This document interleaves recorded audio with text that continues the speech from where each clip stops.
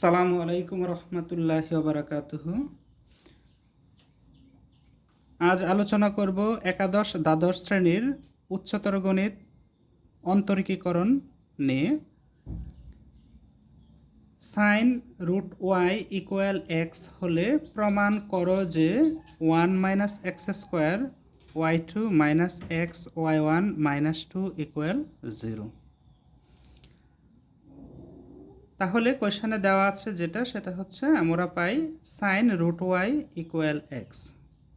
এখন রুট ওয়াইকে এক পাশে রাখলে সাইন ওই পাশে চলে যাবে, অর্থাৎ ইনভার্স হয়ে যাবে, অর্থাৎ root Y equal sine inverse x.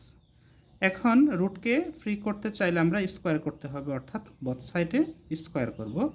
তাহলে root y whole square equal sine inverse x whole square, উভয় পাশে বর্গ করে নিলাম। তাহলে রুট স্কোয়ার ক্যান্সেল, অর্থাৎ y equal sine inverse x whole square. এখন আমরা এক্সের সাপেক্ষে অন্তর্কীকরণ বা ডিফারেন্সিয়েশন করব। তাহলে d d x y equal d d x sine inverse x whole square. এখন এক্সের সাপেক্ষে একবার ওয়াইকে অন্তর্কীকরণ করলে যেটা হবে সেটা হচ্ছে ডিওয়াই বাই ডিএক্স, যেটাকে আমরা y1ও লিখতে পারি, যেহেতু কোশ্চেনে y1 y2 এই আকারে আছে, কাজে আমরা y1 লিখব। ইকুয়াল এখানে DDX sine inverse x whole স্কোয়ারকে করছি, কাজে এখানে সাইন ইনভার্স এক্স এই জিনিসটাকে যদি আমরা এক্স বিবেচনা করি তাহলে যেটা হবে সেটা হচ্ছে ডিডিএক্স এক্স স্কোয়ার।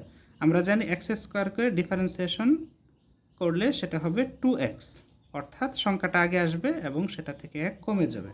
অর্থাৎ আমরা যদি সেটাকে নোট লিখি, অর্থাৎ এরকম হবে ডিডিএক্স এক্স পাওয়ার এন, সেটাকে করলে যেটা হবে সেটা হচ্ছে এন এক্স পাওয়ার এন মাইনাস ওয়ান।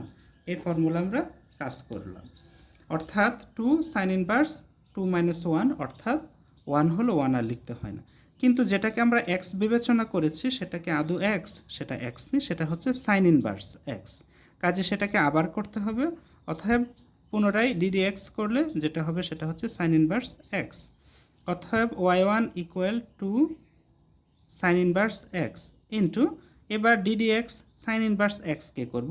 আমরা জানি ডিডিএক্স সাইন ইনভার্স এক্সকে করলে যেটা হয় সেটা হচ্ছে 1/√1 - x²। আমরা সেই ডিফারেন্সিয়েশনের ফর্মুলা ইউজ করলাম। অতএব এখানে এটার পরিবর্তে 1/√1 - x² লিখতে পারি। এখন আমরা যদি আর গুণন বা কোনো গুণ করি তাহলে √1 × x² × y1 equal to sign inverse x হবে। এখন এখানে রুট আছে, কাজে রুটকে ফ্রি করতে চাইলে আমাদেরকে বোথ সাইডে স্কোয়ার করতে হবে, সো উভয় সাইডে আমরা স্কোয়ার করে নিলাম। অতএব 1 - x², রুট স্কোয়ার ক্যান্সেল হবে into y1 whole square equal 2কে স্কোয়ার করলে 4 হয় sine inverse x whole square. Implies that বারবার ইউজ করব প্রতি ক্ষেত্রে। 1 - x² y1 whole square equal 4। এখানে একটা জিনিস খেয়াল করো, সেটা হচ্ছে আমরা এখানে যেটা পেয়েছি sine inverse x whole square সমান ওয়াই পেয়েছি এক পর্যায়ে। অতএব এখানে সাইন ইনভার্স এক্স হোল স্কোয়ারের পরিবর্তে আমরা ওয়াই লিখতে পারি এখানে, অতএব 4y হবে। এখন কোশ্চেনে y2 পর্যন্ত আসছে, অর্থাৎ দুইবার ডিফারেন্সিয়েশন করতে হবে, সো এটাকে আবার করব। অতএব ইউবি মেথডে আমরা করতে পারি, একবার e1 হোল স্কোয়ারকে করব আর একবার 1 - x² করব। সেটার ফর্মুলা হচ্ছে এরকম, D DX U V equal হচ্ছে V D DX U plus U D DX V, এরকম হবে। অতএব আমরা 1 - x² যদি ফ্রি রাখি 1, তখন ডিডিএক্স y1 হোল স্কোয়ার করব, প্লাস আবার y1 হোল স্কোয়ারকে যদি ফ্রি রাখি ডিডিএক্স 1 - x² করব ইকুয়াল 4 ডিডিএক্স ওয়াই হলো। অতএব 1 - x² ইন্টু y1 হোল স্কোয়ারকে যদি আমরা ডিফারেন্সিয়েশন করি তাহলে 2y1 হবে। তবে আমরা যাকে y1 বিবেচনা করেছি সে মূলত এক্সের ফাংশন, কাজে এটাকে আবার করতে হবে।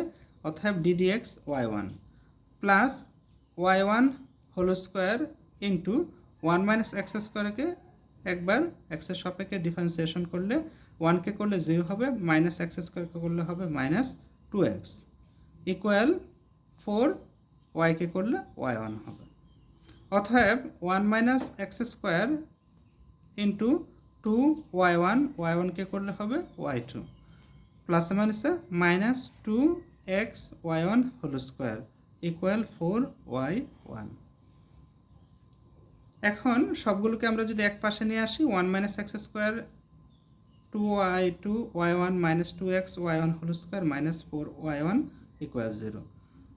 সো এখানে 2 ওয়াই ওয়ান সবগুলো উপাদানে রয়েছে 2 ওয়াই ওয়ান হোল স্কোয়ার অর্থাৎ 2 ওয়াই ওয়ান রয়েছে, 4 ওয়াই ওয়ান অর্থাৎ 2 ওয়াই ওয়ান রয়েছে। কমন নিলে কি হবে, 1 minus x square y two থাকে মাইনাস 2 ওয়াই ওয়ান কমন নিয়েছে, কাজে এক্স ওয়াই ওয়ান থাকে মাইনাস 2 ইকুয়াল 0।